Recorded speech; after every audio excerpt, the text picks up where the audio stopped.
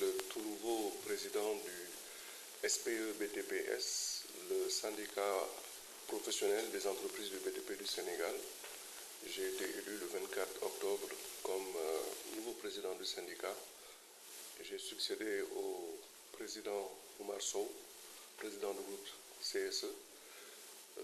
Je suis dans la vie civile à la tête d'un petit groupe, un groupe qui s'appelle S3E, qui est un groupe qui est spécialisé dans l'électromécanique du bâtiment, climatisation, électricité, plomberie, énergie.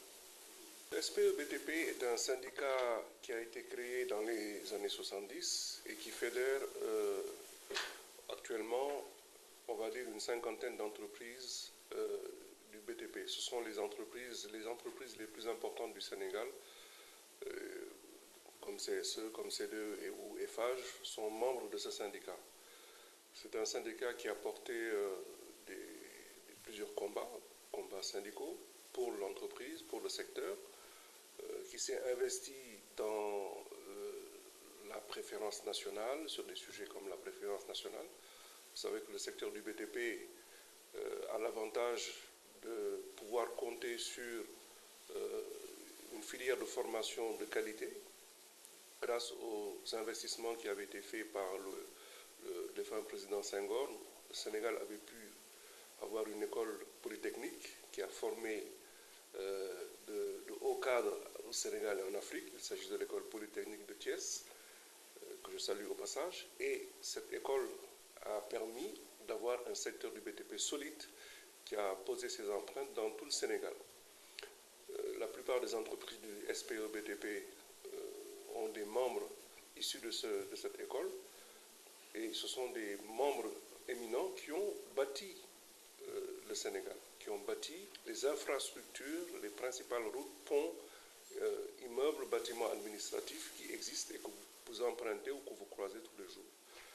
Donc c'est un syndicat qui est chargé d'histoire et je suis aujourd'hui le continuateur de cette œuvre, de ce travail.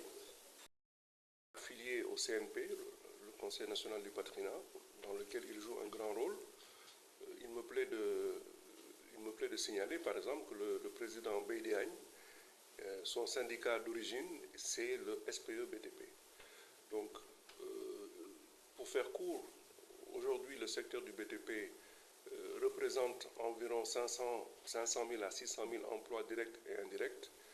Et je n'ai pas le chiffre exact, mais je sais que le SPE-BTP regroupe une large part de cet effectif-là. Je n'ai pas une situation au jour le jour de ce qui se fait. Je pense que l'État a peut-être entamé des paiements. Je ne saurais le dire avec certitude. C'est une préoccupation des entreprises.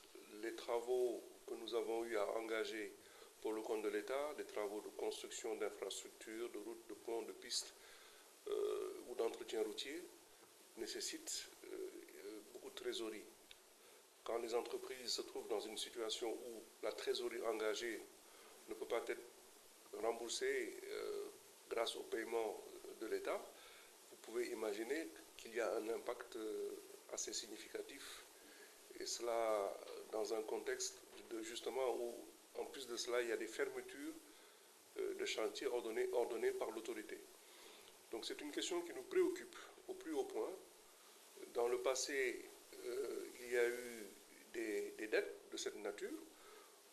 L'État les a remboursées plus ou moins, mais nous nous étonnons de la facilité avec laquelle cette dette se reconstitue d'un pouvoir à l'autre, d'un régime à l'autre, d'un gouvernement à l'autre. Donc, il serait bon que nous trouvions enfin un mécanisme pour que le financement des infrastructures de ce pays soit bouclé et évitant ainsi à des entreprises de se retrouver dans des situations de fermeture de chantier ou de mise en chômage technique. J'ai des chiffres alarmants. Une grosse société membre de notre syndicat, que je ne veux pas citer, a dû mettre plus de 1000 personnes au chômage à cause justement de ces dettes-là. Alors, nous sommes ravis que le parti qui incarne justement ce nouveau pouvoir soit le parti qui s'appelle Patriote du Sénégal, enfin le PASTEF. pour ne pas le nommer. Qui dit patriotisme dit souveraineté, et je pense que ce sont des termes qui sont très souvent utilisés par nos nouvelles autorités. Et donc cette souveraineté-là doit être avant tout économique. Elle doit aboutir à l'indépendance financière et économique du Sénégal. Et pour cela, c'est le secteur privé du Sénégal, les entreprises du BDP du Sénégal qui doivent construire notre pays. Nous avons été tristes, et je pèse mes mots, pendant 12 ans, de constater la facilité avec laquelle l'État du Sénégal a décidé d'octroyer, et je